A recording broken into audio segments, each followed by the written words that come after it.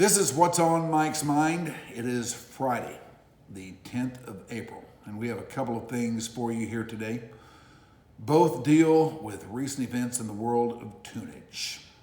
Item one, this past March 27th, shortly before midnight, a new Bob Dylan song dropped. This is notable for several reasons. First of all, it's notable when Bob Dylan does anything, but there was no heads up on this. Apparently nobody knew he was doing anything, recording anything, about to release anything. This just appeared almost out of thin air. It's titled Murder Most Foul, and it will hit close to home with all Kennedy aficionados and those of us who were here on November 22nd, 1963, because the song chronicles the day's events. Several local landmarks are named, such as the Triple Underpass, the Grassy Knoll, and Elm Street. Other events and places of the era are also named. Secondly, this is at once unlike anything Bob Dylan has ever done, but yet a definite throwback.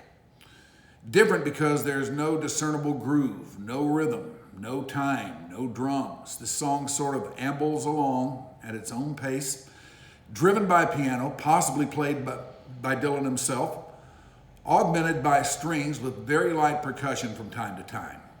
Similar because of length. This is the longest song Bob Dylan has ever recorded, said to be the longest song he's ever written, although I don't know if anybody could possibly know that for sure. 16 minutes, 54 seconds on this bad boy. This from somebody who's no stranger to the long form, for whom the 7, 8, 9-minute song is all of a day's work. From somebody who gave us Desolation Row, The Jack of Hearts, Hurricane, all of which went on for verse after verse, each more captivating than the last. It's a record that can best be described as haunting, one that will stay with you for a while, but it's also going to require repeated listening, which gets us around to another point.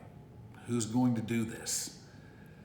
This is a time where we've all got to get going, where we've all got to be somewhere, and we got to be there right now. And when we want something, we want it now. We don't want to wait around for it. Who's going to want to do that? I love Bob Dylan, but these days he's well outside the mainstream, and there's anything like that going on out there right now. And what about the voice? Dylan is a master of many different voices. We found that out on Nashville Skyline when he got away from the voice we'd all come to know and showed us a voice more suitable to singing country music. Lately, he's been going with a gruff, sometimes unintelligible voice, but not on this.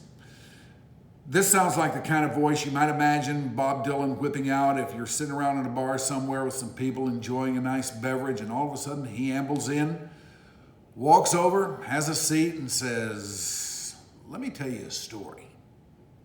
It works. Don't let that throw you. And dig all the off-the-wall references. Did you ever think you would hear Don Henley, Carl Wilson, and Dickie Betts all turn up by name in a song anywhere? Well, here you go.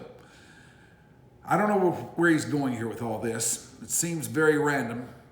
There is an odd vibe of finality to it, like this might be the last thing he ever does. And as he's walking out the door, before he leaves, he stops, turns around, and looks back and tips the hat one last time. If this is it, this is going out in high style. I love this song. I love everything about it. The way it's orchestrated, the pace, the story, the names, the randomness. It's Bob Dylan through and through. Getting into it's an investment, but one with maximum payoff. It appears as though a lot of people are looking into this because they tell us that yesterday, Murder Most Foul went number 1 on the Billboard charts. Quite the surprise. Next, Bill Withers died a couple of weeks ago. Not of coronavirus, but of heart issues that have been a problem for him for some time. Bill Withers was a soul singer, best known for 5 hits, 2 of which reached anthem status. His heyday was the 70s, especially the early 70s, when Ain't No Sunshine and Lean On Me were everywhere. Sprinkled in there were Use Me, favored by bands that were gigging but didn't have a lot of material and needed some long jam songs that riffed over and over again to take up a little clock. Later came Lovely Day, and things wrapped up for him in 1980 with Just the Two of Us, which appeared on a Grover Washington Jr. album, but was sung by Bill and is still thought of by most as his song. Bill came to the business later in life. He was in his 30s before he found his way, and he did it the hard way. He got out of the Navy. He was working, doing the lunch pail thing every day. One night he went to a club in Oakland. He'd been trying to get along with women, but according to him, they didn't find him interesting. Lou Rawls was playing at this club, and Withers saw the way women flocked around him. And the next day, he went to a pawn shop and bought an acoustic guitar. That would be his main instrument, rare for a soul singer. He wrote songs, sent out demos, and got a nibble from a guy who hooked him up with Booker T. Jones, of Booker T. and the MGs fame. They did the first album together, and Withers went into that thinking somebody else was going to be at the session to sing the songs. And he asked Booker T who was going to sing these songs, and Booker T told him, "You are." And that was it. From there, he was off, but the run was brief. There were a lot of things about the record business that rubbed Bill Withers the wrong way. And in 1980, his deal ran out, and he walked away from it and never came back. No new records, no gigs, no nothing, despite the best efforts of many who adored Bill Withers and thought the business was a little bit empty, that something was missing out of the business because he wasn't in it. One of those was Questlove, who practically made getting Bill Withers back into the game his life's work. But no, never happened. In fact, it's like he never even thought about it.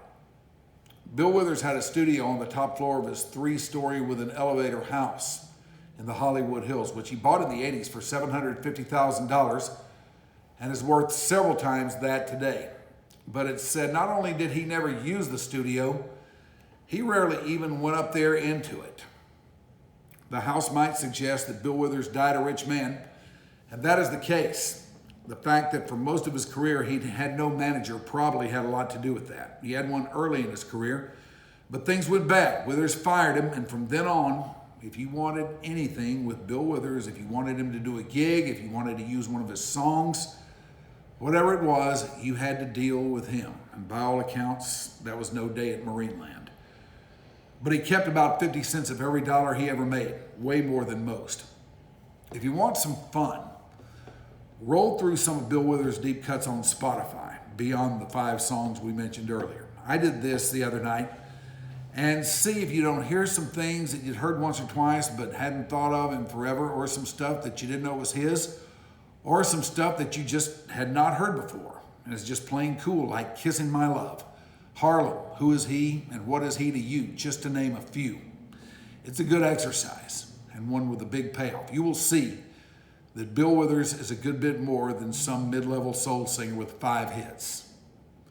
Bill Withers was 81.